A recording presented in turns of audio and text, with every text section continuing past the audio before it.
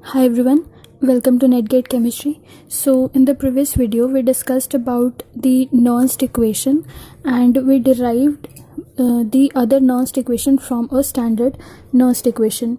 Here I defined that at temperature 298 Kelvin this equation changes to this equation when we put the value of temperature this and also the value of F Faraday. You all know that it is 96500, right?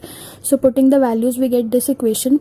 Also at equilibrium the value of E is equals to 0, so we get this equation, right? So today we are going to start with the titrations.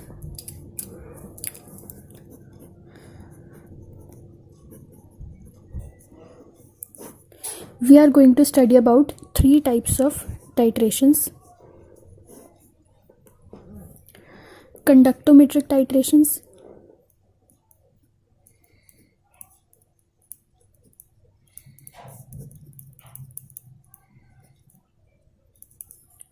potentiometric titrations,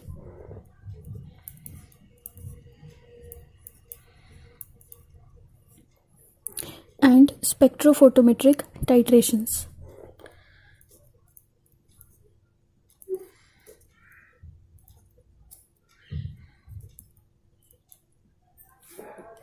So one by one we are going to study about each type of titrations.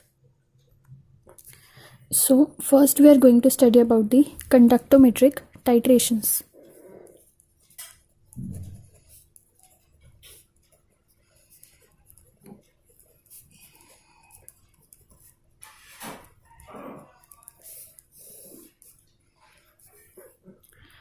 Before starting conductometric titrations, all of you know that what is the end point of a given titration performed. We all have performed the titrations in BSc and we all know about the endpoints. So in conductometric titrations we are going to see where the endpoint is coming by means of the conductance measurements.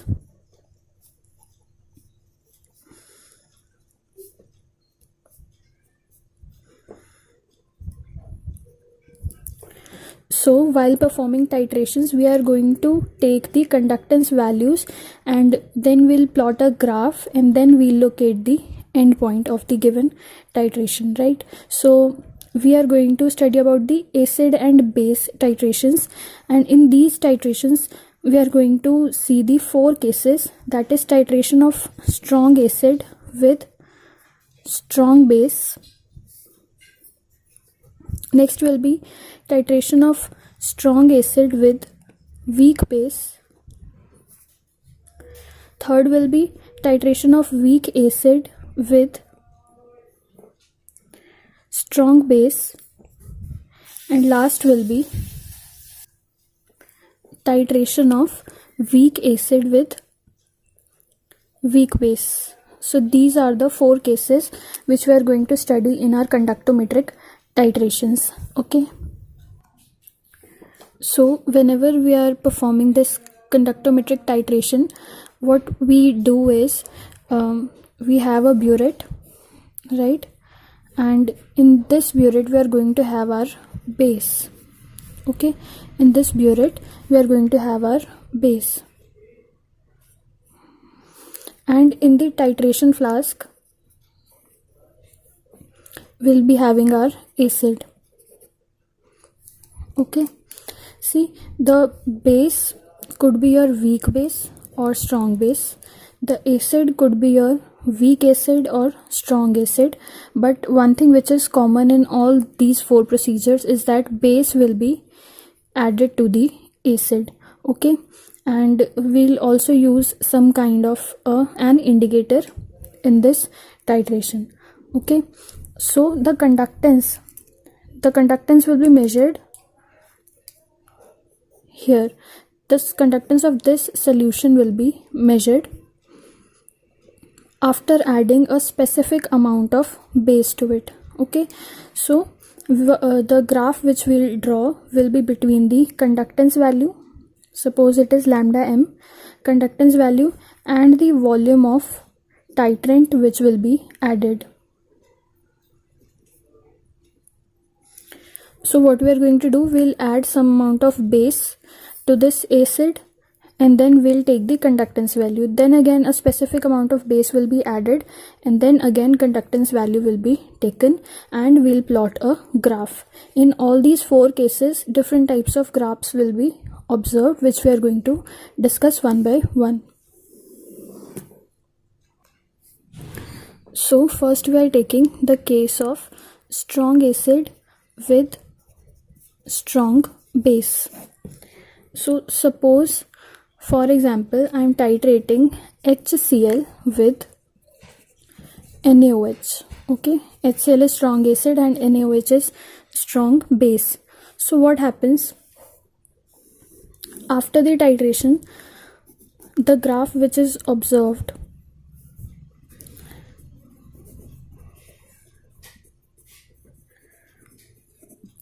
is like this,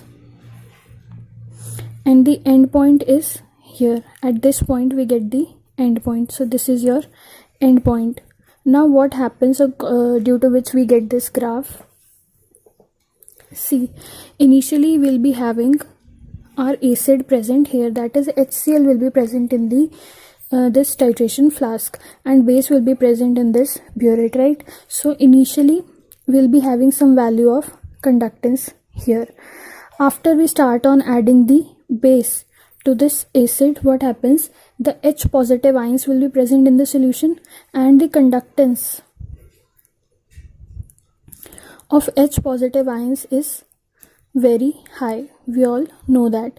So highly conductive H positive ions will be present in this solution, but after we started the addition of base, what happens? This H positive ion is getting replaced by Na positive ions in the solution, because acid is getting neutralized. So the H positive is getting converted into water. So the reaction which is happening here is like, we have a solution in which we have H positive and Cl negative ions. Then we started adding NaOH, that is Na positive and OH negative ions. So what happened after time? This H positive ion, it was converted into water, okay, and we were left with Na positive and Cl negative ions in the solution at the end. So as we go on adding the amount of base, H positive ions will be replaced by Na positive ions, and because conductance of Na positive ions is less than the conductance of H positive ions, the overall conductance of the solution will decrease up to a certain point. At this point, the acid will be neutralized by the base. Now in the solution, whatever amount of acid which was present, that is neutralized. So now again if we add the base, and the conductance value which we observe, that goes on increasing. Now this conductance is not due to the presence of acid, because acid is now neutralized. Now this conductance is due to the presence of ions which is provided by this base.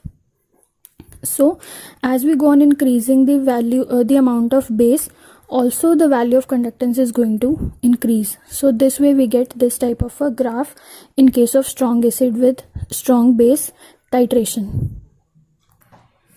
Now we are taking the case of titration of strong acid with weak base, right?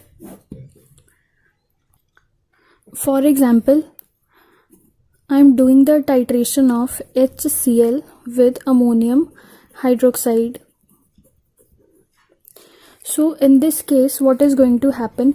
Initially the case will be same.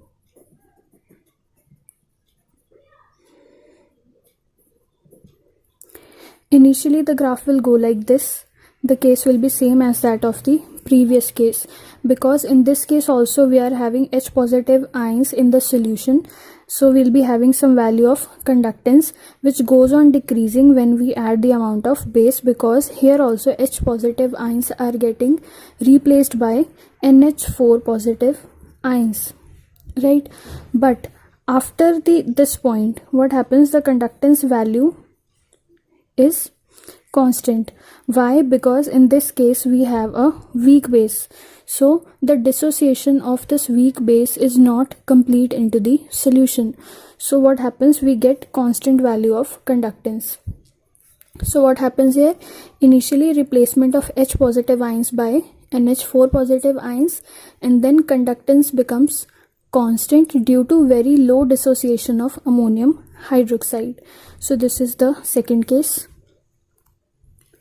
In the third case, we are doing the titration of weak acid with strong base. For example, I am titrating acetic acid with NaOH. Okay, so what happens here? If we plot a graph between conductance and volume of NaOH added, so what happens? The acid which is present in our titration flask, that is a weak acid, that is, it is not dissociated completely into the solution. So because it has been dissociated to some extent, we will get some value of conductance here, but after that we are going to add NaOH. So what happens? Initially the conductance is going to decrease to certain amount initially. So because the small addition of base, when we are adding a small amount of base, it leads to the formation of common anion. So what happens? CH3COO negative ions are present in the solution. So what happens? Acetate ion formation will repress the dissociation of the acetic acid, because acetic acid itself does not dissociate completely. Okay, so what happens? When acetate ions are more in the solution, the more number of acetate ions are formed, they are going to repress the formation of acetate ions again and will not allow acetic acid to dissociate. So what happens? We get low value of conductance here. Then it's salt of CH3COO that shows conductance, right? So the conductance of CH3COO is more than the conductance of CH3COOH. Due to this reason, we get some value of conductance here. Conductance increases to some extent, right? And then we get our endpoint. And after this endpoint, the conductance increases. Okay, like this. The conductance increases because Na positive and OH negative ions will be present in the solution. The strong base will provide the ions for this increased conductance. It will be like this, okay. After this will be your endpoint.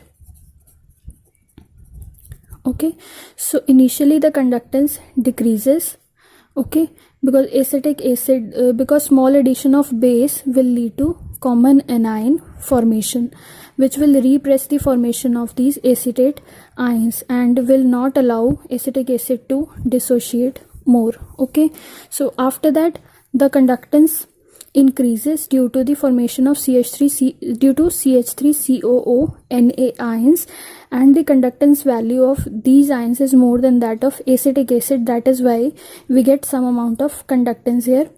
After that we reach our endpoint, after which we get the increased value of conductance, because now this conductance is due to the ions provided by strong base. So this is about the third case. Now we'll move on to the fourth case, which is titration of weak acid with weak base. So for example, I am titrating acetic acid with ammonium hydroxide. So this will also be similar to the previous case. If I plot a graph between conductance and volume of NH4OH added, so initially the conductance will decrease, then we'll get some value of conductance, and after that conductance becomes constant.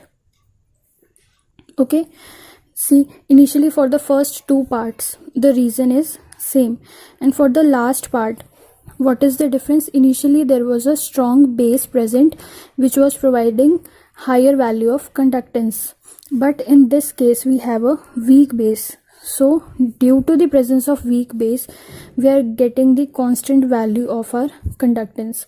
So this is the fourth case of conductometric titrations.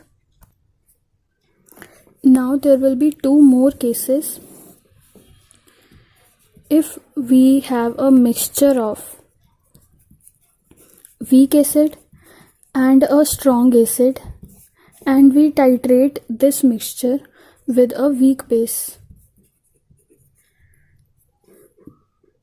Okay, suppose for weak acid we have acetic acid, strong acid like HCl, and we are titrating it with a weak base, for example ammonium hydroxide, using any sort of indicator. Then if we plot a graph between conductance and volume of NH4OH added, then we get a graph like this. Initially the conductance decreases, then it increases, and then it becomes constant, right? The reasons you'll understand once you have understood these four cases. Initially the conductance decreases because we have acetic acid, so the common anion that is responsible for the decrease in conductance. After that the conductance increases. Okay, we have HCl and we have ammonium hydroxide. The conductance increases because there will be H positive ions present in the solution, so conductance will increase. And after that we have weak base. Due to this weak base we get this constant value of conductance. So this is the fifth case. One more case we can have, that is if we titrate a mixture of weak acid and strong acid with strong base. Then what happens? If we plot a graph between conductance and volume of strong base added. So suppose we have a weak acid like acetic acid, strong acid like HCl, and strong base like NaOH. So here will be volume of NaOH added. So the graph, the first two parts of the graph will be same like in the case of previous one, and after that see, it's like this. The conductance will increase like this. First two parts will be same. Initially the conductance will decrease like this one, and then will increase like this one. After that the conductance increases because here in this case we have strong base NaOH. So due to the presence of this strong base, it will provide the ions which will be responsible for increased value of conductance. So this is our last case for the conductometric titrations. Okay, so this is all about the conductometric titrations. In the next video we are going to study about the potentiometric titrations and the spectrophotometric titrations. So thank you so much for watching.